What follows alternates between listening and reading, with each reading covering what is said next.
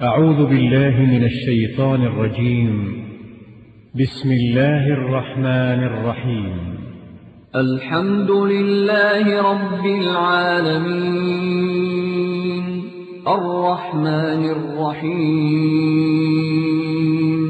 مالك يوم الدين إياك نعبد وإياك نستعين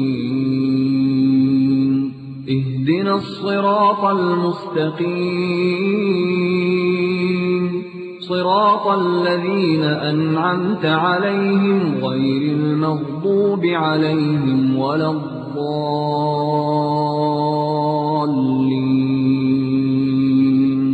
بسم الله الرحمن الرحيم. ألف لام ميم. ذلك الكتاب لا ريب فيه هدى للمتقين الذين يؤمنون بالغيب ويقيمون الصلاة ومما رزقناهم ينفقون.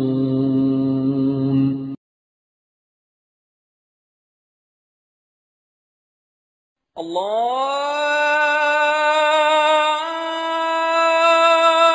أكبر الله أكبر. الله أكبر الله أكبر. أشهد أن لا إله إلا الله.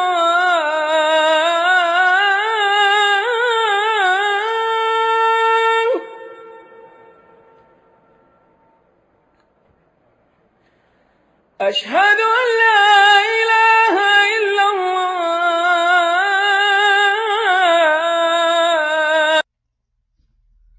السلام علیکم ورحمۃ اللہ وبرکاتہ.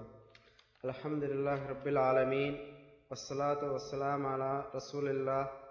اما بعد، یہ انک کا دوسرا سالانہ اجتماع ہے. فضیلت شیخ راشد خلیوی خالدی تمام ساتھیوں کو میں شکر ادا کرتا ہوں. ہمارا مسجد میں مزید عقل بن حسین الحسن جمعہ کے دن نماز عشاء کے بعد اردو بنگالی زبان میں دروس ہوگا. تمام حضرات سے گزارش ہے اس دروس میں شامل ہونے کے لیے کوشش کرو. جزاک اللہ خیر. فون نمبر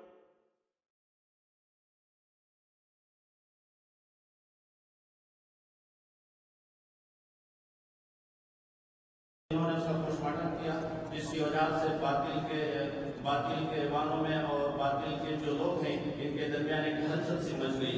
لیکن اللہ تبارک و تعالیٰ کا کہنا ہے کہ ہدایت کی روشنی جہاں پہنچانا ہے اللہ تبارک و تعالیٰ کو ہدایت کی روشنی کسی کے ذریعے اور کسی کے سبب کے ذریعے سے بھی اللہ تعالیٰ پہنچا کر ہی رہے گا. میں فضلت الشیخ سے معراج ربانی کا میں اپنی جانب سے اور ہمارے اہل انک کی جانب سے اور تمام سامعین کی جانب سے میں یہ گزارش کرتا ہوں کہ آپ کو جو عنوان دیا گیا ہے، آپ کو جو موضوع دیا گیا ہے، یعنی الاستقامت علی التوحید، توحید پر استقامت، تو اس پر آپ اپنے اظہار خیال کریں اور سامعین کے دلوں میں ایک ایسا جذبہ اور ایک ایسا علم ان کے دلوں پر نقش کریں تاکہ یہ لوگ جب ہو کر جاتے ہیں تو وہ اپنے علم کے ذریعے سے اور اپنے جذبے کے ذریعے سے جو لوگ گمراہ ہیں اور جو لوگ شرک و بدعت و خرافات میں ملوث ہیں ان کے درمیان بھی اپنے علم کو پھیلائیں. قرآن حدیث کے تعلیمات اور قرآن حدیث کے باتیں اور قرآن حدیث کے احکام ان کے درمیان بتائیں. تو ہم یہاں جب بیٹھے ہیں تو یہاں ہم عزم کر کے یہاں سے اٹھیں کہ جب ہم اٹھتے ہیں تو یہاں سے علم لے کر اٹھیں گے اور اس کے ذریعے سے ہم لوگوں کو سیدھی راہ کی طرف دعوت دیں گے. تو میں بلا توقف اور بلا تاخیر میں فضلت الشیخ سید معراج ربانی حافظہ اللہ کو میں دعوت سخن دیتا ہوں کہ وہ اپنے موضوع پر اپنا اظہار خیال کریں.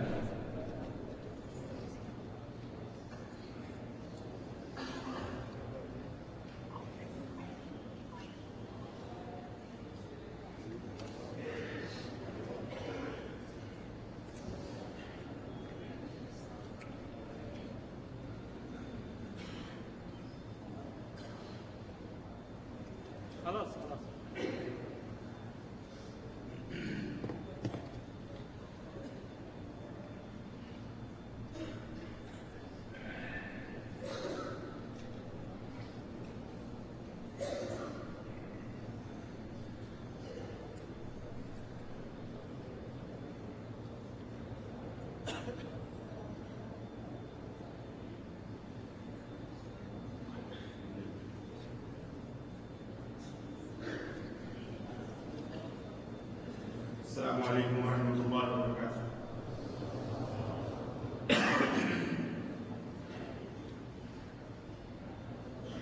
الحمد لله نحمده ونستعينه ونستغفره ونؤمن به ونتوكل عليه ونعوذ بالله من شرور أنفسنا ومن سيئات أعمالنا، من يهده الله فلا مضل له ومن يضلل فلا هادي له، وأشهد أن لا إله إلا الله وأشهد أن محمدا عبده ورسوله.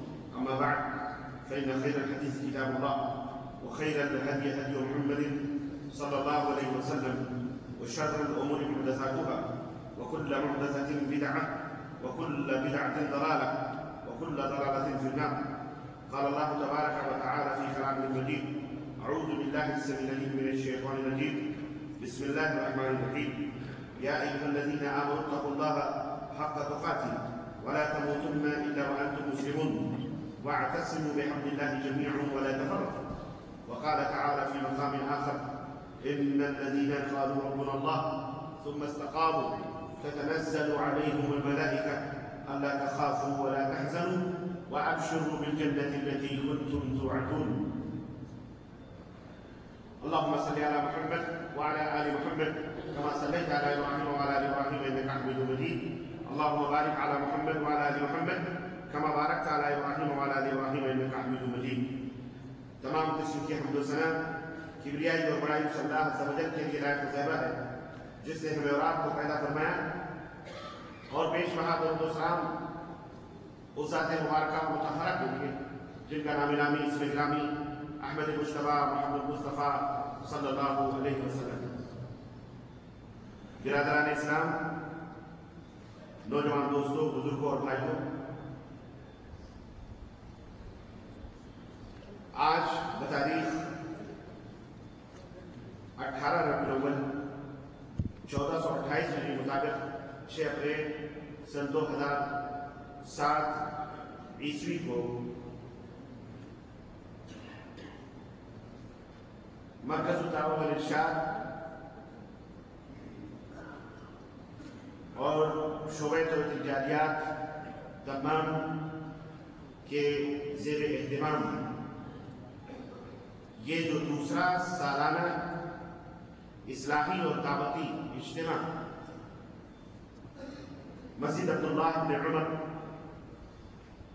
عنق شہر کے اندر منعقد ہو رہا ہے، یہ ایک روزہ کانفرنس جس کے اندر متعدد علماء کرام خطاب کے لیے حاضر ہوئے ہیں. اس میں جس موضوع پر مجھ ناچیز سے گفتگو کرنے کا حکم دیا گیا ہے وہ موضوع ہے توحید پر استقامت. اللہ عز و جل سے دعا ہے کہ اللہ تبارک و تعالیٰ ہمیں کہنے اور سننے سے زیادہ عمل کی توفیق عطا فرمائے، اور اللہ عز و جل ہم سب کو اپنے دین اسلام پر استقامت اور ثابت قدمی عطا فرمائے. آمین یا رب العالمین. کافی عرصے سے اس پروگرام کے بارے میں گفتگو چل رہی تھی، اور اس پروگرام کو اور پہلے ہونا تھا، لیکن کچھ مصروفیات کی وجہ سے اور خارجی پروگراموں کی وجہ سے مجھ ناچیز کو موقع نہیں مل سکا. اس وجہ سے اس پروگرام میں تھوڑی تاخیر ہوئی، اور ابھی بھی ایک ہفتہ قبل ہندوستان کے مختلف علاقوں میں مختلف کانفرنسوں میں شرکت کی غرض سے جو حاضری ہوئی، اور پھر موسم اور پانی کی تبدیلیاں، اور پھر یہاں طبیعت کی ناسازی اور کھانسی سردی زکام جیسا کہ آپ کو معلوم، ابھی تک میں اس سے نپٹ رہا ہوں. اور اس دوران یہ پروگرام میں نے مرتب کیا تھا، میں نے دیا تھا کہ میرے آنے کے 1 ہفتے کے بعد آپ اس پروگرام کو رکھیں تاکہ میری طبیعت اگر خراب بھی ہو تو کم از کم بہتر جائے۔ تو الحمدللہ کافی حد تک اللہ رب العزت کے فضل و کرم سے شفا ملی ہے اور میں حاضر خدمت ہوا ہوں، اور انشاءاللہ تبارک و تعالیٰ اس موضوع پر جو ہمیں وقت دیا گیا ہے تقریباً 1.5 گھنٹے کا وقت ہے، ہم سیر حاصل بحث کریں گے اور اس کو سمجھنے کی کوشش کریں گے۔ موضوع بڑا ہی وسیع ہے، ایک تو مستقل توحید کا موضوع ہی الگ ایک وسیع ہے، اور اس کے اوپر استقامت ثابت قدمی کا جو موضوع ہے یہ اپنا ایک الگ وسیع چیز ہے یہ۔ لیکن آئیے اس مختصر سے وقت میں اس عظیم ٹاپک کو، اس عظیم موضوع کو ہم بحیثیت مسلمان سمجھنے کی کوشش کریں۔ اللہ عز و جل ہم سب کی حاضری کو قبول فرمائے، اور جنہوں نے یہ دینی اجلاس منعقد کیا ہے اللہ تعالیٰ انہیں دن دنیا رات چوگنی ترقی عطا فرمائے اور ان کے میزان حسنات میں بنائے، اور اللہ عز و جل اس میں تمام بڑے چھوٹے مرد عورت جوان بچے بوڑھے سب کی حاضری کو اللہ قبول فرمائے، اور اللہ سب کی گردنوں کو، ہم سب کی گردنوں کو جہنم سے آزاد فرمائے، اور اللہ تبارک و تعالیٰ جنت الفردوس کو جگہ فرمائے۔ آمین یا رب۔ قرآن کریم میں اللہ عز و جل نے ارشاد فرمایا کہ وہ لوگوں جو ایمان لائے ہو اللہ سے ڈرو، تقوی اختیار کرو جیسا کہ ڈرنے کا حق ہے، اور جب تم مرو تو اس حال میں مرو کہ تم مسلمان ہو، اور اللہ کی رسی کو مضبوطی کے ساتھ پکڑ لو، ٹکڑے ٹکڑے نہ بنو، گروہ در گروہ نہ بنو۔ دوسری آیت کریمہ جو میں نے پڑھی ہے اس میں اللہ رب العزت نے فرمایا ان الذین قالوا ربنا اللہ، یقیناً وہ لوگ جو یہ کہتے ہیں کہ ہمارا رب اللہ ہے، ہمارا مالک ہمارا پروردگار اللہ ہے، ثم استقاموا، پھر یہ کہہ کر اقرار کر کے زبان سے استقامت اختیار کرتے ہیں، ڈٹ جاتے ہیں، یہ کلمہ کہہ کر کے کہ ہمارا رب ہمارا مالک پروردگار معبود مشکل کشا حاجت روا ہمارا سب کچھ نفع اور نقصان کرنے والا کون ہے؟ اللہ ہے، ثم استقاموا، پھر اس کے اوپر ڈٹ جاتے ہیں، تتنزل علیہم الملائکہ، تو سب سے بڑی خوشخبری ان کے لیے یہ ہے کہ جب وہ ڈٹ جاتے ہیں تو ان کے لیے فرشتے نازل، فرشتوں کا نزول ہوتا ہے، اور وہ فرشتے اسے کہتے ہیں اللہ تخافوا ولا تحزنوا، اللہ کے بندے یہ کلمہ کہہ کر ڈٹ گئے ہو، اب راہوں میں جتنی بھی مشکلات آئیں گی، پریشانیاں آئیں گی، ڈرنا نہیں، خوف نہیں کرنا، کچھ بھی ہو جائے، جان سے بھی ہاتھ دھونا پڑے، پیچھے ہٹنے کا نام نہیں۔ اللہ تخافوا ولا تحزنوا، زمین جا رہی ہے، جائیداد جا رہی ہے، اولاد جا رہی ہے، صحت تندرستی بگڑ رہی ہے، کچھ بھی ہو رہی ہے، اللہ تخافوا ولا تحزنوا، کسی کے اوپر غم نہیں، نہ ڈرو نہ غم کرو، وابشروا بالجنۃ التي كنتم توعدون، اور خوش ہو جاؤ، ہم تمہیں جنت کی وہ خوشخبریاں دینے آئے ہیں جس کا تم سے اللہ نے وعدہ کیا۔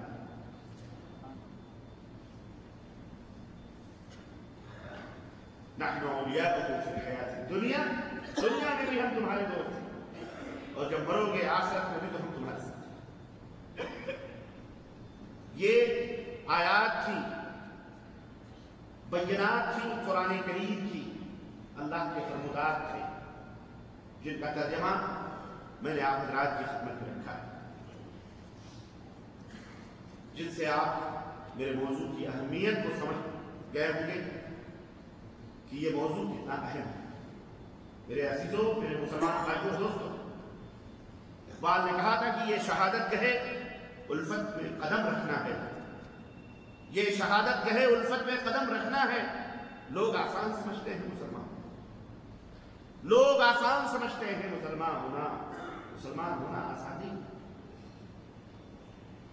چگویم من مسلمانم بلرزم، چگویم من مسلمانم بلرزم کی دانم مشکلات لا الارا۔ اقبال کہتے ہیں کہ جب میں اپنے آپ کو یہ کہتا ہوں کہ میں مسلمان ہوں تو میرے جسم کے اندر کپاہٹ پیدا ہو جاتی ہے، میں لرز اٹھتا ہوں۔ جب میں یہ کہتا ہوں کہ میں مسلمان ہوں تو میں لرز اٹھتا ہوں۔ کیوں؟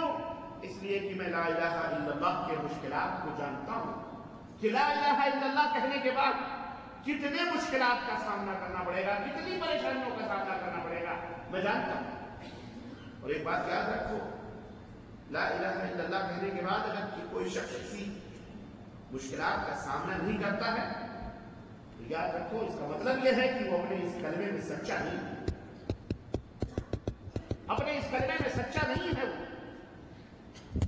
اور بات آئی ہے کہ واقعے کی میں اشارہ کروں کنز المال کے حوالے سے کہ رات کا وقت تھا، ایک صحابی نے اپنی بیگم کو آواز دی پانی پلاؤ۔ وہ پانی لے کر کے حاضر ہوئی، اتنے میں وہ مانگ کر کے سو گئے، کروٹ لی اور نیند لگ گئی، آنکھ لگ گئی، سو گئے۔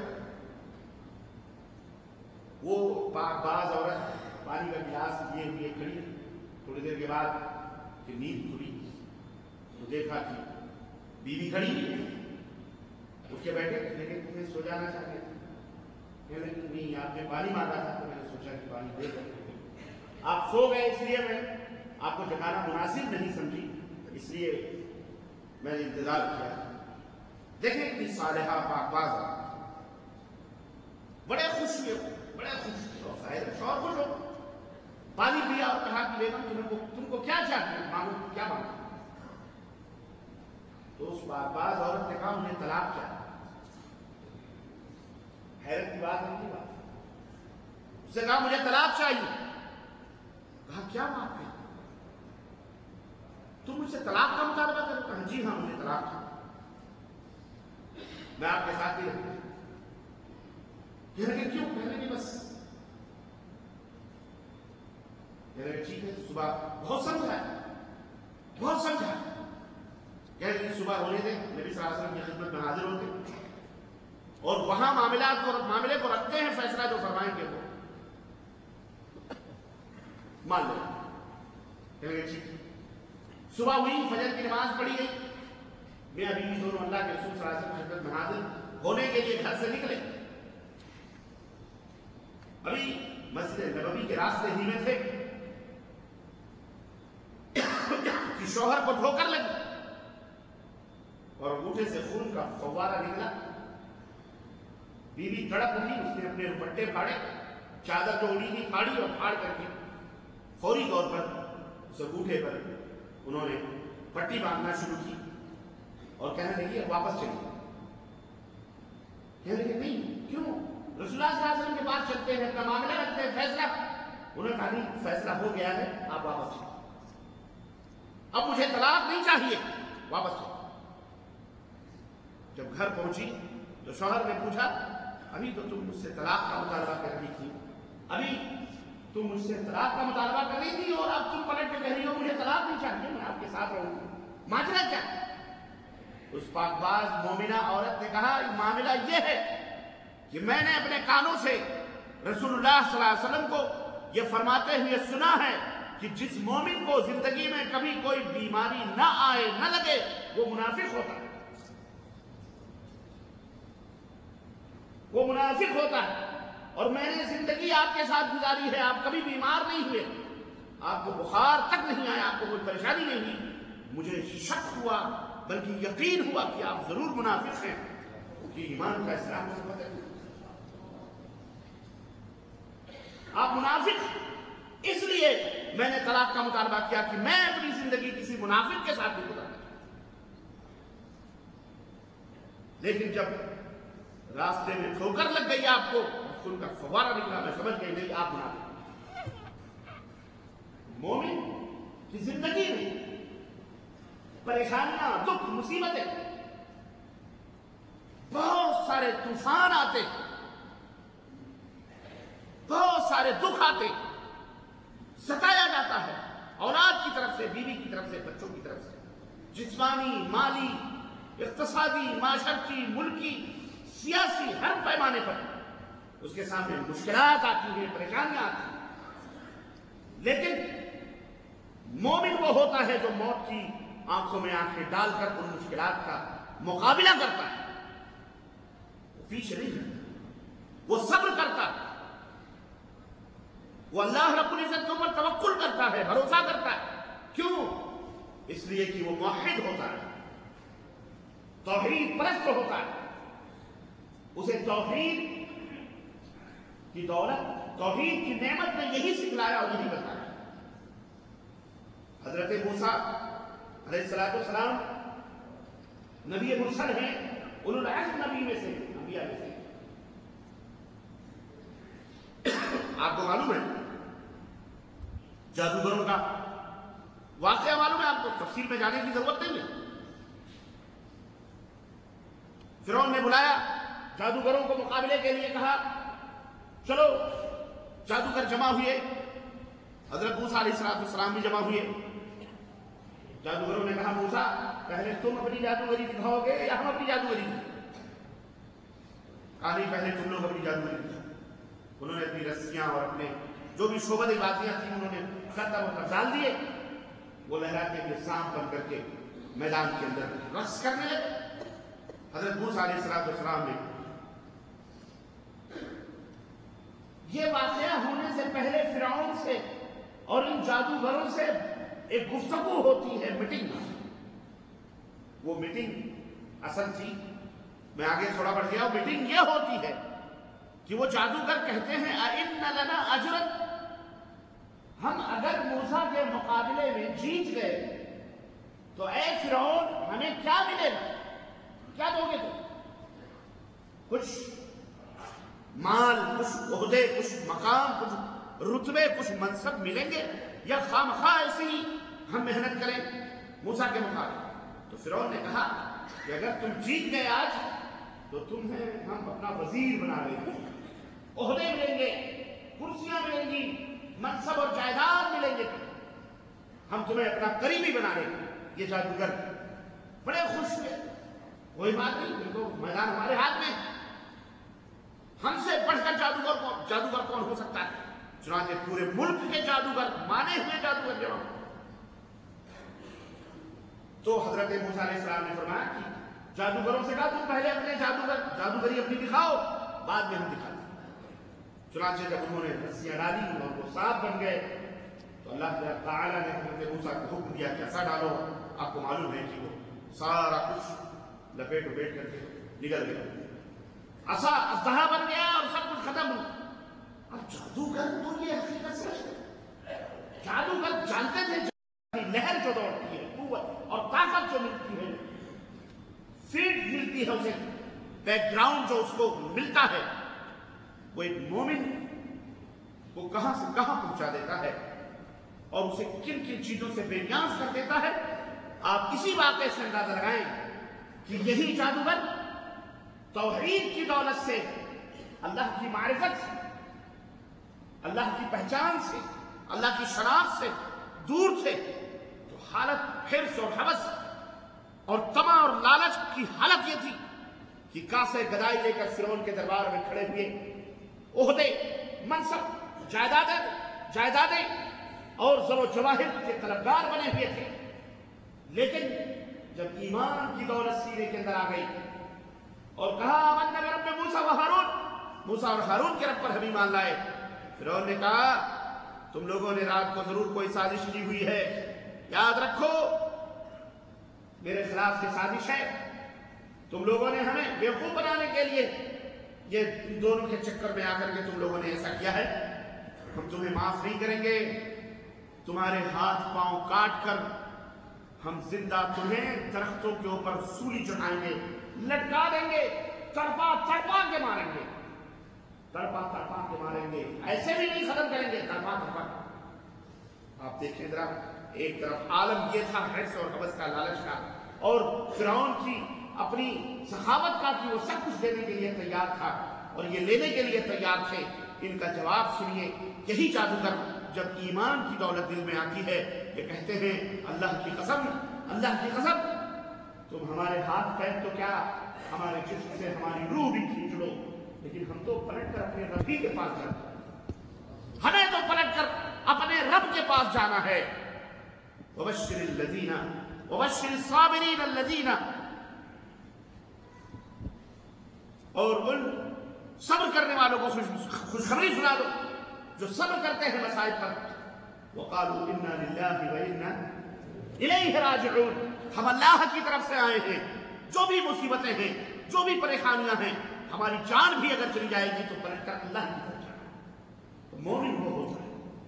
اب آپ غور کریں کہ ابھی حرص و حوث کا عالم یہ تھا کہ مال و دولت کے طلبگار تھے، خوف اور اسے اللہ مانتے تھے، لیکن جب حقیقی معبود دل کے اندر جاگزی ہوا اور اللہ کی شناخت اور اللہ کی معرفت دل کے اندر آئی تو عالم یہ ہوا کہ اب جان کے بھی طلبگار بن گئے، تو جان بھی دینے کے لیے تیار ہے، جان کی بھی ان کو کوئی پرواہ۔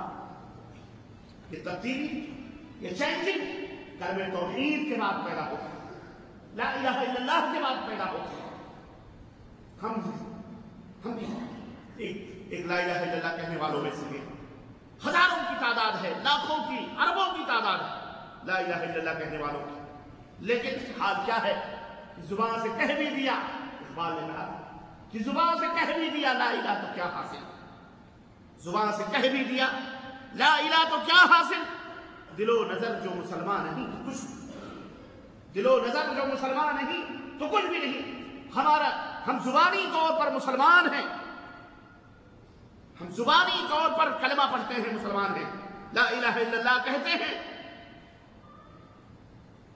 زبان سے رجسٹروں میں لکھواتے ہیں، ہمارا نام عبداللہ عبد الرحمن ہے، ہمارے باپ اسماعیل ابراہیم ہے، لکھواتے ہیں، مسلمان ہیں ہم، لیکن عملی طور پر، ظاہری طور پر وضع میں تم ہو نصارا تو تمدن میں حروب، وضع میں تم ہو نصارا تو تمدن میں حروب، یہ مسلمان ہیں جنہیں دیکھ کے شرمائیں یہود۔ آج ہماری کیفیت ہے، صرف ہندوستانی، پاکستانی، بنگلہ دیشی مسلمانوں کی بات نہیں کر رہا ہے، پورا عالم اسلام آپ اپنے دماغ میں رکھو، جو کیڑے مکوڑوں کی طرح پیسے جا رہے ہیں، ختم کیے جا رہے ہو، تمہاری کوئی ویلو نہیں ہے، تمہاری کوئی اہمیت نہیں ہے، تمہارے جسم سے ایمان کی وہ بجلی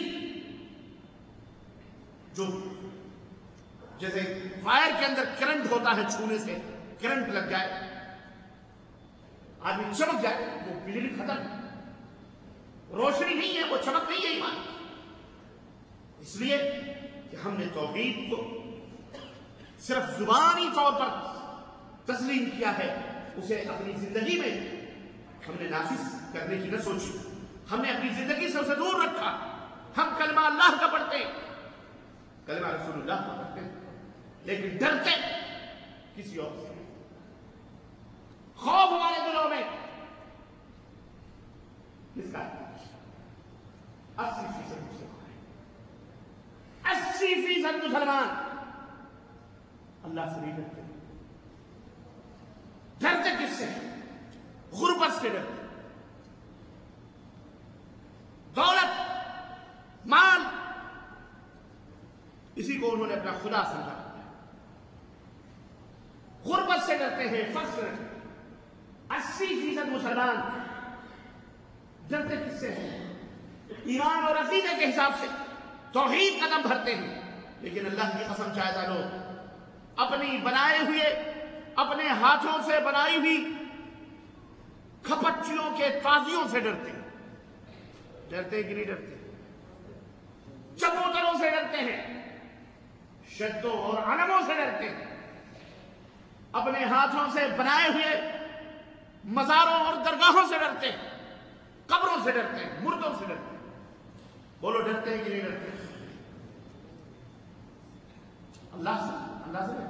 اور اس کو بہت معمولی چیز بتائی گئی ہے، سمجھا گیا، بہت معمولی چیز، بہت معمولی چیز، اتنی حقیر کہ جیسے زنا کوئی کر لے تو پورا میڈیا، آپ بھی ٹیلی فونوں کے ذریعے، موبائلوں کے ذریعے، شیخ عمرانہ کا کیس ہے، کیا ہو گیا، فلانے کا کیس ہے، یہ ہو گیا، فلانے کے کیس میں قرآن حدیث کیا کہتا ہے۔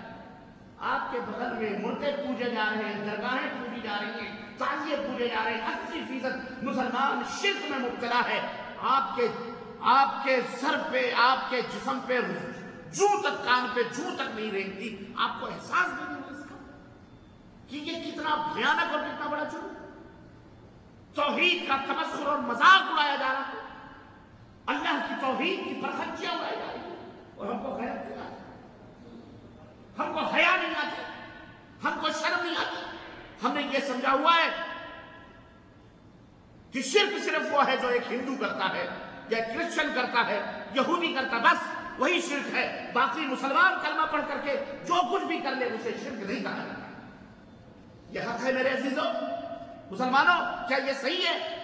آپ سوچو، آپ ذرا بتاؤ۔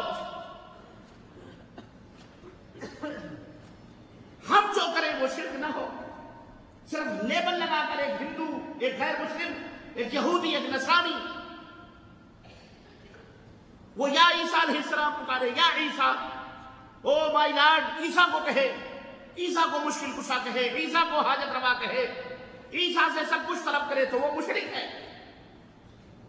اور ہم یا غوث، یا خواجہ، یا غریب نواز، یا پاک پٹن، یا حجویری، یا داتا گنج، یا فلانے، یا فلانے، ہم صبح شام چلاتے رہے، کہتے رہے، جناب عالی ہم مشرک نہ رہے۔ تلک اذا قسمۃ ضیزہ، یہ تو نہایت ہی ناانصافی والی تقسیم ہے۔ میرے بھائیوں، میرے عزیزوں، یہ ہے ہمارا ایمان، یہ ہے ہمارا ایمان۔ اور آج ہمارے ایمان کی حالت یہ ہے، ذرا سی چیزوں پر اپنے ایمان کا سودا کرتے ہوئے عقیدہ تو ہماری نظروں سے اوجھل کر دیا گیا۔ بڑی بڑی تنظیمیں، تحریکیں، جماعتیں ہمارے ملکوں کے اندر ہیں، بڑے بڑے کانفرنس، بڑے بڑے سیمینارز، بڑے بڑے جلسے، اجتماعات، بڑے بڑے لٹریچر، پمفلٹ، سب کچھ چھپائے جاتے ہیں، لیکن شرک ویسے ہی دندناتا مسلمانوں کے پاس۔ ٹیلی ویژنوں کے ذریعے سے، میڈیا کے ذریعے سے، ہر ذرائع سے شرک اور بدعات کو فروغ دیا جا رہا ہے، اور آج ہم اسے ٹھنڈے پیٹوں برداشت کر رہے ہیں اور ہمارے کانوں پر جوں کر۔ میرے عزیزوں، میرے دوستوں، یاد رکھو، جب تک یہ تمام سب چیزیں رہیں گی، ہم اللہ کی رحمتوں کے کبھی بھی اللہ کی رحمتوں سے فائدہ نہیں اٹھا سکتے، ہم مستحق نہیں بن سکتے۔ مسلسل عذاب الہی ہمارے سروں کے اوپر مسلط ہے۔ اس لیے کم از کم اپنے آپ کو سدھارو، اپنے اندر تبدیلی پیدا کرو۔ توحید کیا ہے اس کو سمجھو، لا الہ الا اللہ کا معنی اور مطلب اور اس کا مفہوم کیا ہے، لا الہ الا اللہ کے تقاضے کیا ہیں، لا الہ الا اللہ کا جو کلمہ ہے یہ پڑھ لینے کے بعد پھر یہ کلمہ ٹوٹ کیسے جاتا ہے، دلوں سے نکل کیسے جاتا ہے، کیسے آدمی کافر ہو جاتا ہے، کیسے آدمی مشرک ہو جاتا ہے، اس کا علم حاصل کرو۔ یہ دولتیں، یہ نوکریاں، یہ پیسے، یہ بیوی، یہ بچے، یہ جوانی، یہ حسن، یہ رعنائیاں، یہ سڑکیں، یہ بلڈنگیں، اللہ تعالیٰ کی قسم ہے سب یہی رہ جائیں گی، کوئی آپ کے ساتھ نہیں، آپ کے ساتھ صرف آپ کا ایمان ہے۔ اس لیے اپنے ایمان کی فکر کرو۔ اللہ رب العزت نے یہ اوقات دیے ہیں، یہ ٹائمنگ دیے ہیں آپ کو، ان باتوں کو صرف اس کان سے سن کر اس کان سے مت نکالنا، بلکہ اللہ کا واسطہ دے کر میں آپ سے اپیل کرتا ہوں اور درخواست کرتا ہوں، وقت بہت کم ہے اور آپ کی زندگی کا ایک ایک وقت قیمتی ہے، ایک ایک وقت قیمتی ہے، ایک ایک لمحہ قیمتی ہے۔ جس طرح ایک تاجر بہترین تجارت کرنے والا، اس کا چلنا پھرنا، اس کا اٹھنا بیٹھنا، اس کا گفتگو کرنا، اس کا یہاں سے وہاں جانا، وہاں کسی سے بات کرنا، کسی کی سننا اور کسی کو سنانا، لین دین کا یہ مکمل اس کی گفتگو اور اس کی زندگی کا محور کیا ہوتا ہے؟ پیسہ، مال کمانا۔ وہ کسی سے بات بھی کرتا ہے تو پیسے کے لیے، لین دین کے لیے، گفتگو کرتا ہے، اٹھنا بیٹھنا، چلنا پھرنا، سفر، جو کچھ بھی کرتا ہے۔ کامیاب تاجر صرف ایک مقصد ہوتا ہے اور اس کا مقصد یہ ہوتا ہے کہ دنیا کی دولت کس طرح سے چار پیسے کمائے اور کس طرح سے چار پیسے بیل ہی ایک مثال کے ذریعے ایک مومن کی پوری زندگی اس کی اٹھک بیٹھک، اس کا سونا جاگنا اس کا چلنا پھرنا، اس کی شادی بیاہ، اس کی بلڈنگیں بنانا، تجارت، اس کا بزنس کرنا، تجارت کرنا، زراعت کرنا، سب کچھ کرنا، یہ سب کچھ اللہ کی رضا اور اس کی خوشنودی کو پانا ہے۔ اس کی نیت کیا ہوتی ہے کہ اللہ میں اچھی سے اچھی تعلیم حاصل کر رہا ہوں تاکہ تیرے اسلام کو فائدہ پہنچے، اے اللہ میں یہ کھیتی کر رہا ہوں تاکہ اس سے خود بھی کھاؤں اور غریبوں اور مسکینوں کو بھی، اے اللہ میں یہ بزنس کر رہا ہوں تاکہ زیادہ سے زیادہ پیسے کما کر صدقات اور زکات دے کر میں غریبوں کی مدد کروں۔ میں یعنی جو کچھ بھی وہ کام کرتا ہے اس کے پیچھے اس کی ایک نیت ہوتی ہے، اور وہ نیت کیا ہے؟ اللہ کو راضی کرنے کی، خوش کرنے۔ ہم اگر اپنے دلوں کے اندر یہ نیت کر لیں کہ آپ جو کما رہے ہو یہ کمائی کا ایک حصہ، ہم یہ نیت کریں کہ ہم غریبوں اور مسکینوں کو دیں گے، زکات نکالیں گے، صدقات اور خیرات دیں گے، ضرورت مندوں کی ضرورت کو پوری کریں گے، اسلام کی مدد کریں گے، اللہ کے دین کی ضرورت پڑے گی ہم اس کے لیے صرف کریں گے، کیا برا ہے؟ نیت کی آپ نے، اللہ نیت کرنے پر دینے سے پہلے ہی فرشتوں کو حکم دیتا ہے اس کے نام اعمال میں اجر اور نیکیاں لکھتا ہے، صرف نیت کریں، کیا برا ہے؟ اس لیے مومن بنو، سچے پکے مومن بنو۔ آپ دنیا کے قوموں کی طرح آپ کوئی قوم نہیں ہے، آپ اللہ کے اپنے اللہ کو جاننے والے۔ کون اللہ؟ جو اس کائنات کا مالک ہے، جس کے قبضے میں سب کچھ، یہ سورج، یہ چاند، یہ آسمان، یہ زمین، یہ سمندر، اللہ اکبر، جسے دیکھ کر بہت سارے نادان سجدے کر دیتے ہیں، یہ سورج جس کی عظمتوں کو دیکھ کر لوگ سروں کو ٹیک دیتے ہیں، یہ فلک گوش پہاڑ جسے دیکھ کر اسے خدا سمجھ کر جاہل اس کے سامنے سجدہ کر دیتا ہے۔ آپ ان سب کے بنانے والوں کے مالک کو آپ پہچانتے ہو، آپ اس کے بندے ہو، آپ اپنی نسبت اس اللہ کی طرف کر رہے ہیں جو ساری کائنات کا چلے طرح مالک الملک ہے، وہ جس کو چاہتا ہے مارتا ہے، جس کو چاہتا ہے جلاتا ہے، جس کو چاہتا ہے صحت دیتا ہے، جس کو چاہتا ہے تندرستی دیتا ہے، بیٹا دیتا ہے، بیٹی دیتا ہے، جس کو جو چاہتا کرتا ہے۔ آپ کا رب وہ ہے، آپ کا مالک وہ ہے، آپ اس کو پہچانتے ہو، پھر ڈرتے کیوں ہو؟ پھر بزدلی کیوں آتی؟ پھر یہ خواری کیوں ہے؟ ضرور کوئی نہ کوئی سبب ہے۔ سبب یہ ہے کہ ہم جانتے ہیں پر مانتے نہیں، جانتے ہیں ہمارا اللہ ہے لیکن ہمیں ڈر دوسروں سے لگتا ہے، ہمیں بھروسہ اللہ پر نہیں، بھروسہ اپنی طاقت و قوت پر ہے، ہمیں غیر ملکوں سے خوف لگتا ہے، ڈر ہمیں لوگوں سے پیدا ہوتا ہے، جبکہ مسلمان ڈرپوک نہیں ہوتا، مسلمان خوف ہے۔ میں نے بتایا اللہ اکبر، کہاں لکھا؟ تاریخ کی مثالیں دوں تو آپ کہو گے وہ تو صحابہ تھے، وہ بھی تو انسان تھے نا، انہیں بھی اللہ کے رسول صلی اللہ علیہ وسلم نے ان کی تربیت کی تھی۔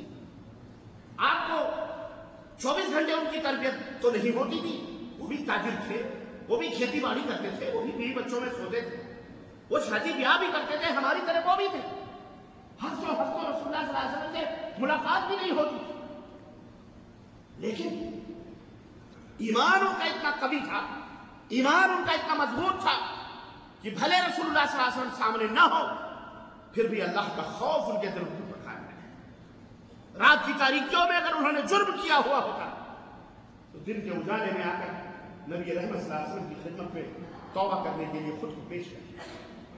اللہ کے حبیب نے ایسی تربیت کی، ایسی تربیت کی تھی، مرد ہو کہ عورتیں ہوں۔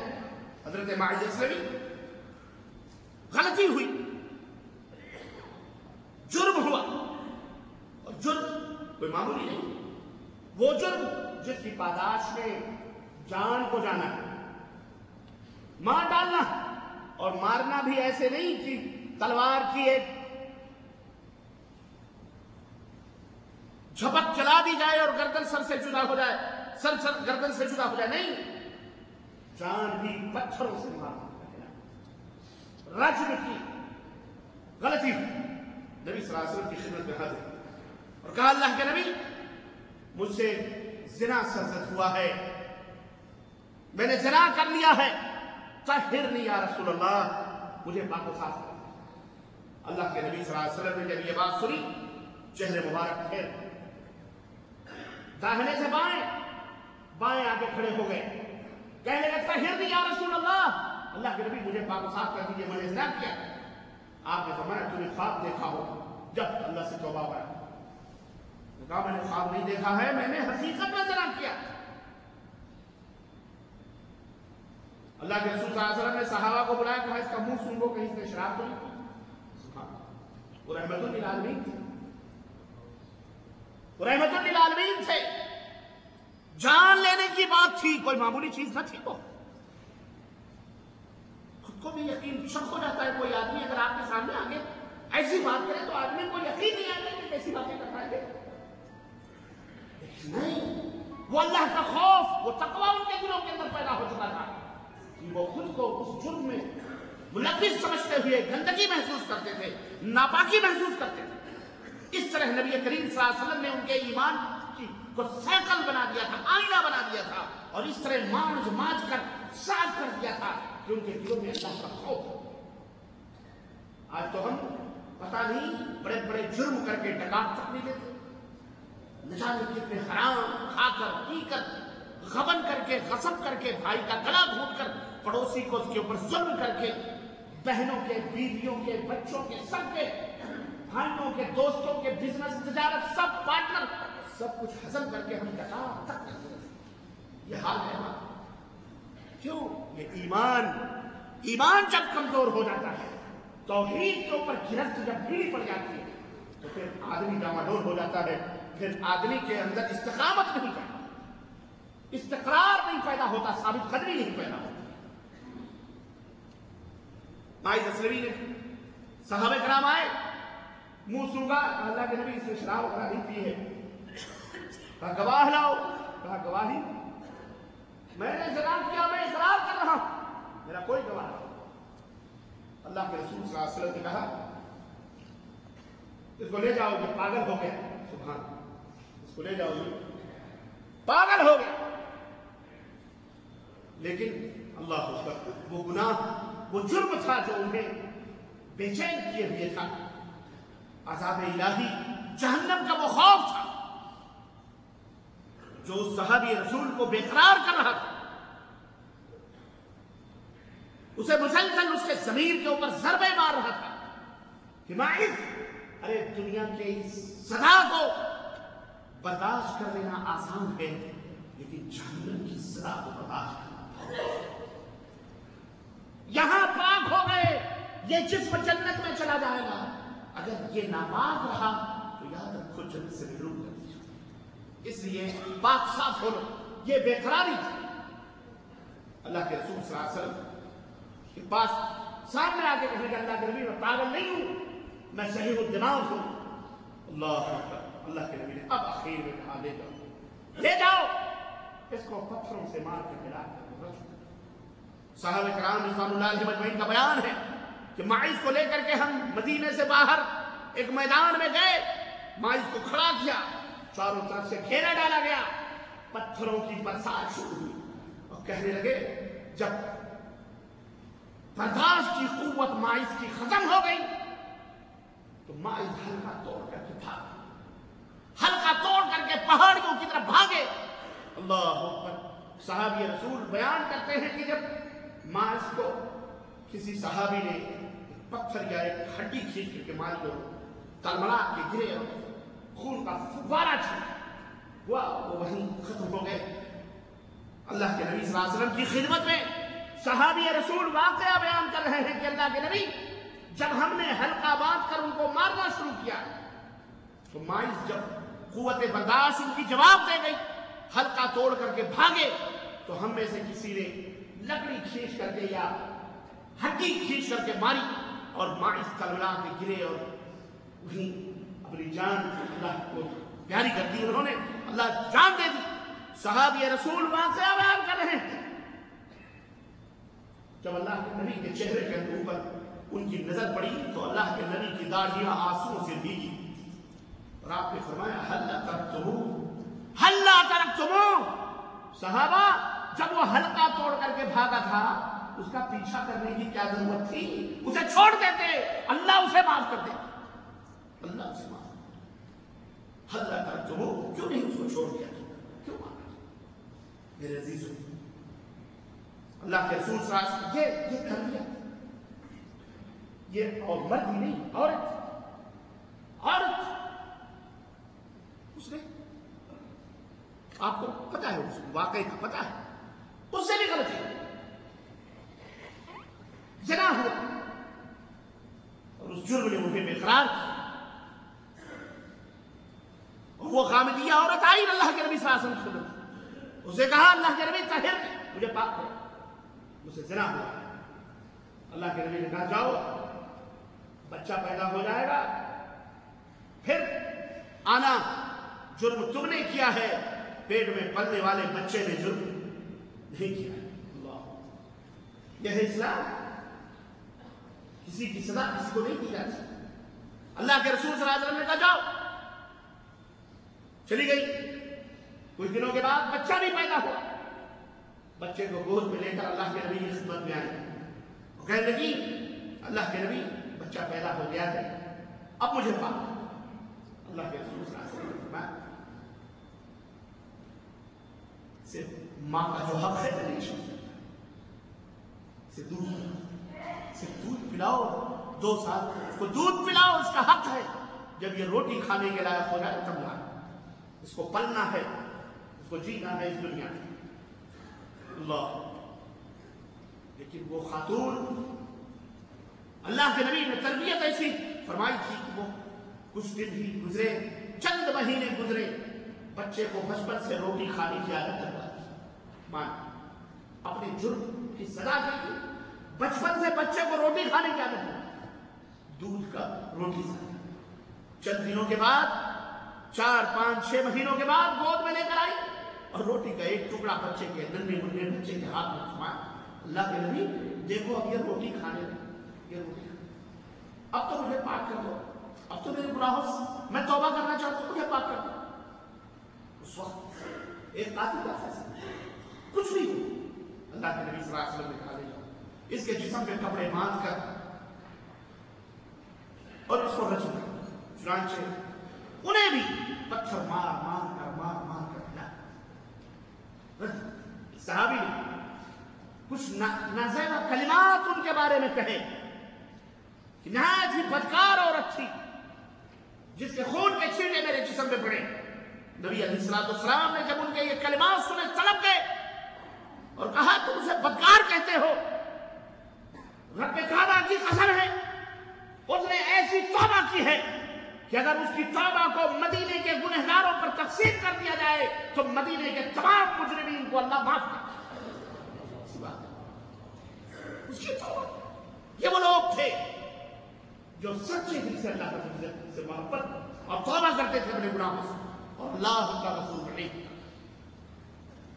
اسلام نے جرم کی سزائیں رکھی ہیں، اس کا مقصد صرف جرم کی سزا دینا نہیں ہے، کسی کو ایذا پہنچانا نہیں ہے، معاشرے اور سماج کے اندر توازن اور تقدس اور عظمت اور حسب اور نسب کی وقت اور اہمیت کو برقرار رکھنا، عزت و آبرو کی حفاظت، نہ کہ سزا برائے سزا ہے، نا سزا برائے سزا۔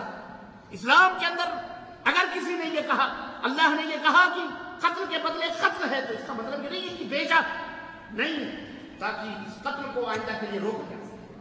ورنہ نبی کائنات نے مدینے کے اندر یہ اعلان فرما دیا تھا، لوگوں کوئی تم میں جرم کرے آپس میں نپٹ لیا کرو، آپس میں نپٹ لیا کرو، اگر مجھ تک پہنچاؤ گے تو میں حدود نافذ کروں گا، اللہ کے احکام نافذ کروں گا، معاملہ آپس میں نپٹا لیا کرو، توبہ اللہ کر لے گا، اللہ معاف کرنے والا ہے۔ اللہ اور بندے کے درمیان کون واقع ہو جاتا ہے؟ جب چاہو جس وقت چاہو، رات کی تاریکیاں ہو، سفر ہو، حضر ہو، بسترے میں ہو، کہیں بھی ہو، توبہ کرنے کے لیے کوئی وقت کوئی ٹائم مقرر कभी भी अल्लाह रब्बुल इज्जत से तौबा कर लो, अपने दिलों को पाक साफ करो, अपने ईमान को पाक साफ करो। उसके लिए किसी वक्त और टाइम की जरूरत नहीं, किसी शेख, किसी पीर या किसी फकीर या किसी दरगाह या किसी मजार की जरूरत नहीं। रात की तन्हाइयों में कंबल के नीचे भी बैठ कर अल्लाह से तौबा कर लो, अल्लाह कबूल करेगा। कोई गवाह, कोई शहादत किसी, तुम उस रब के मानने वाले, तुम उस अल्लाह के मानने वाले, हम उस अल्लाह के मानने वाले। हमने अपनी निस्बत उस अल्लाह की तरफ की और आज हम ही पाए हैं, बेकार हैं, हम ही जलील हैं, हम ही रुसवा। जरूर हमारा सिलसिला कटा, मुनक़ते कटा। यही वजह हमारे सिलसिले अल्लाह से राब्ते, जो ताल्लुक बिल्लाह है एक मोमिन का अल्लाह के साथ ताल्लुक, वो खत्म। हमने अल्लाह पर तवक्कुल और भरोसे के बजाय अपने मेहनतों, अपनी जायदादों, अपने मुल्कों, अपने और दीगर चीजों के ऊपर कर दी। नहीं, पलटना पड़ेगा मुसलमानों, अपनी सोचों के अंदर तब्दीली करना। हजरत सुहैब रूमी मक्के के मालदारों में से एक मालदार थे। मक्के के सुपर मार्केटों में उनकी मार्केट बेशुमार होती, प्रॉपर्टियां थी, उनकी जायदादें थी। नबी अलैहिस्सलाम हिजरत कर गए, साहबा हिजरत कर गए। इन्होंने भी सोचा कि मुझे भी हिजरत करनी है, मैं भी हिजरत कर रहा हूं। लेकिन जमीन थी, जायदाद थी, प्रॉपर्टियां थी। मक्के के कुफार, उन्होंने सोचा, सुना कि सुहैब हिजरत करने वाले हैं, मदीना जाने वाले हैं। अब इनकी अपनी खुफिया मीटिंग होती है। मीटिंग क्या होती है कि इतनी बड़ी बड़ी मार्केटें, इतनी बड़ी बड़ी जायदादें, प्रॉपर्टियां, ये बेचेगा, खरीदेगा कौन? गिर जाएंगे हम। ऐसा करो कि कोई इसकी प्रॉपर्टी खरीदे ही, कोई इसकी जायदाद खरीदे ही नहीं, ये वैसे ही छोड़ के चला जाएगा, फिर उसको कब्जा कर लेंगे। उसको जाना तो है, देखते हैं, कब्जा कर लेंगे। ये खुफिया मीटिंग हुई उनकी। ये बात सुहैब रूमी को नहीं मालूम थी। जब हिजरत का वक्त करीब आया और इन्होंने किसी को खबर भी नहीं, इन्होंने कहा, भाइयों, मैं अपनी जायदाद, अपनी दुकानें बेच रहा हूं, मक्के के लोगों को कौन खरीदता है? सब में खामोशी, खामोशी, बिल्कुल खामोशी, कोई आवाज नहीं। एक दिन, 2 दिन, 3 दिन, कोई भी खरीदने के लिए सामने नहीं आ रहा, परेशान हो। लेकिन बाद में ईमान है ना, ईमान जो है इंसान को बहुत कुछ सिखा देता है। ईमान वो दौलत है कि दिल के अंदर पहुंचते ही इंसान को तारीकी से रोशनी दे देता है, उसे सारे रास्ते वाज़ेह नजर आते हैं, सारे रास्ते वाज़ेह नजर आना शुरू हो जाते हैं। सुहैब रूमी समझ गए कि मामला कुछ अंदर का है, ये खुफिया मीटिंग है इनकी, कुछ मामला है, ये लोग हमको तंग करना चाहते हैं। अल्लाह,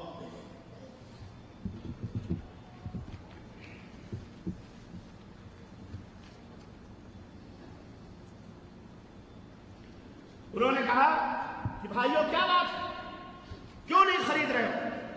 कहने लगे, ये दौलतें, ये जायदादें सुहैब तुमने मक्के में रह करके कमाई है, इस पर मक्के वालों का हक है, और जब तक तुम मक्का में रहोगे तुम इससे फायदा उठा सकते हो। लेकिन अगर तुम मक्का छोड़कर तुम कहीं और जाना चाहोगे तो फिर इसको कोई खरीदेगा नहीं, तुम्हें वैसे ही छोड़ के जाना। देखिए धांधली, देखिए धांधली है। या तो तुम मदीने जाने का इरादा तर्क कर दो और ये दौलतें रह करके फायदा उठाओ, और या तो ये सब छोड़ो और जहां जाना चाहो चले जाओ। और अगर तुम हिजरत करने के इरादे से बाज ना आए तो याद रखो, यहां से एक पैसा भी मक्के के बाहर तुम्हें ले जाने नहीं दिया जाएगा, एक एक पाई तुमसे छीन ली जाएगी, क्योंकि सारा पैसा हमारे मक्के का है, तुम यहां से ले लेते। बताओ अब तुम्हें अपनी गाढ़ी कमाई के पैसे प्यारे हैं, ये तुम्हें अपना दीन है। हम और आप होते तो सियासत चलती, हीले करते, पता नहीं क्या क्या गेम खेलते और क्या क्या करते हैं, अल्लाह बेहतर जाने। ईमान की फिक्र नहीं रहती हमको, न दीन की फिक्र रहती, पता नहीं क्या क्या करते। लेकिन नहीं, वो लोग थे जिनके दिलों के अंदर ईमान रासिख था। वो जब ये कह चुके थे कि हमारा रब अल्लाह है, तो वो जानते थे कि वो खजानों का मालिक है, जर्रे को आफताब बनाता है, आफताब को जर्रा बनाता है। अगर मेरे मुकद्दर में उसने दौलत लिखी है तो मक्के में रहकर जो दौलत हासिल हो सकती है वो मदीने के संग्रेजों पर भी जाकर के हासिल हो। उन्हें ये यकीन था जो रब सऊदी अरब में रिस्क दे सकता है वो रब हिंदुस्तान में भी, पाकिस्तान में भी, बांग्लादेश में भी हमें रोजी क्यों नहीं दे सकता? देगा वो, लेकिन हमारे ईमान कमजोर है, हमें अपने अल्लाह पर भरोसा नहीं है। हजरत सुहैब रूमी ने जब उनकी ये शर्तें सुनी, कहा नादानो, ओ जाहिलो, बेदीनो, तुम मुझे मालो दौलत की हवस, हिर्स और लालच देकर मेरे दीन से सौदा करना चाहते हो? अल्लाह की कसम, ये चंद प्रॉपर्टियां, ये चंद दुकानें, ये दौलत के चंद अंबार क्या, मेरे कदमों में पूरी दुनिया भी रखी हो, मोहम्मद की अदना सी गुलामी लेने के लिए मैं तमाम को ठोकर मारकर नबी की गुलामी कर, मुझे ये दौलत बाबा जंजीर है नहीं, बाबा जंजीर नहीं बन सकती। और हुआ यही कि सब कुछ छोड़कर अल्लाह के हबीब सल्लल्लाहु अलैहि वसल्लम की शहर मदीना मुनव्वरा की तरफ, ये वो लोग थे जिन्होंने सब कुछ छोड़कर जन्नत को हासिल किया। और सुनो, जन्नत की बात आई है, बहुत दूर नहीं है वो, और ना जहन्नम बहुत दूर है। अल्लाह के नबी सल्लल्लाहु अलैहि वसल्लम ने मिसाल दी और कहा, अन्नल जन्नत अक़रब मिन, जन्नत जो है अक़रब मिन नऊलिकुम औ मिन शिराइन आलिकुम, जन्नत जो है ये तुम्हारे जूते के तस्मे से भी ज्यादा करीब है। वो कज़ालिक अन्नार, और इसी तरह जहन्नम, जूते की नाल होती है नाल समझते, पीछे एड़ी के लोहे की या जो लगाते हैं नाल। अल्लाह के नबी सल्लल्लाहु अलैहि वसल्लम ने फरमाया कि जन्नत उससे भी ज्यादा करीब है तुम्हारे, और इसी तरह जहन्नम, जरा सा फिसले जहन्नम और जरा सा सीधा हुआ जन्नत। और इसकी मिसाल अल्लाह के नबी सल्लल्लाहु अलैहि वसल्लम ने, सुनो, तौहीद पर इस्तिकामत की बरकत दे। मुसरत अहमद के हवाले नबी करीम सल्लल्लाहु अलैहि वसल्लम ने फरमाया कि दो आदमी सफर कर रहे थे, मुसाफिर अजनबी, एक बस्ती से उनका गुजर हुआ। बस्ती के लोगों की आदत ये थी कि उन्होंने रास्ते में एक बुत रखा हुआ था, स्थान बनाया हुआ था, और जो भी उधर से गुजरता उसके ऊपर ये शर्त लगाई जाती कि तुम इस बुत के ऊपर कुछ न कुछ चढ़ावा चढ़ाओ, नजराने चढ़ाओ, तब तुम आगे बढ़ सकते हो। जैसे आज हमारे यहां हिंदुस्तान में भी, पाकिस्तान में भी, बांग्लादेश में बड़ा तेज रफ्तार से गाड़ी चलाता हुआ ड्राइवर ट्रक लेके जाता है, अचानक बस लेके जाता है, डर से ब्रेक मार कर क्या हुआ, अरे फौरन साइड में गाड़ी ली और जेब से 1 रुपया निकाला, दौड़ा गया उधर एक कोई स्थान है, दरगाह है, मजार है, वहां 1 रुपया चढ़ा करके फिर जल्दी से बस में आके फिर आगे गाड़ी जाते हैं। क्या है भाई, बाबा है, बाबा अगर बगैर दिए हुए निकल गए तो आगे कोई ना कोई एक्सीडेंट हो सकता है। ये देखें, ये मुसलमान है, ये हिंदुस्तान में भी, पाकिस्तान में भी, ये बांग्लादेश में भी, हर जगह धंधा चल रहा है, ईमान, अरे खाना है खाएं, कोई मसला नहीं, तवाइफें भी खाती हैं, उस तरह खा लो, वो बेहतर है, लेकिन दीन के, इस्लाम के नाम पर तौहीद का सौदा करके तुम खाओ, ये तो बहुत बड़ा जुर्म है, ये तो बहुत बड़ा जुर्म है। لوگوں کو گمراہ کر دین کا نام.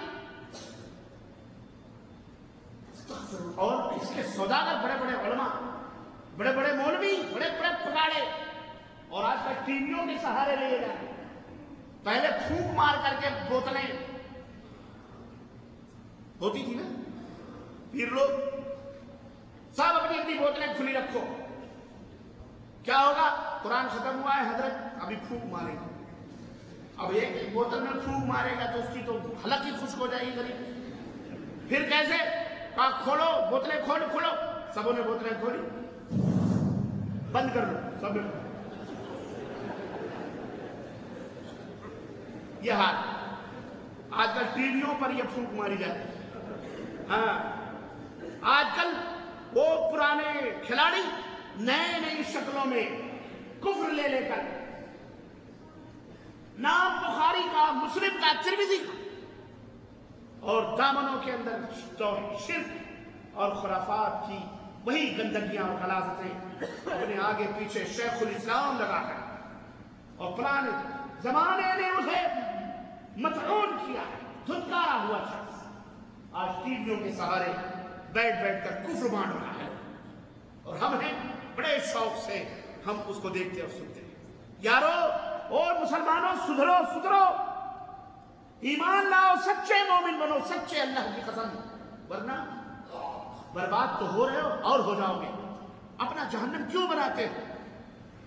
توحید کے مسئلے کو سمجھو. اللہ کی قسم، میں نے کہا 80% مسلمان اس کے اندر 80 ملوث بدعقیدگی میں، شرک کے اندر، اس کے اندر توحید نہیں ہے.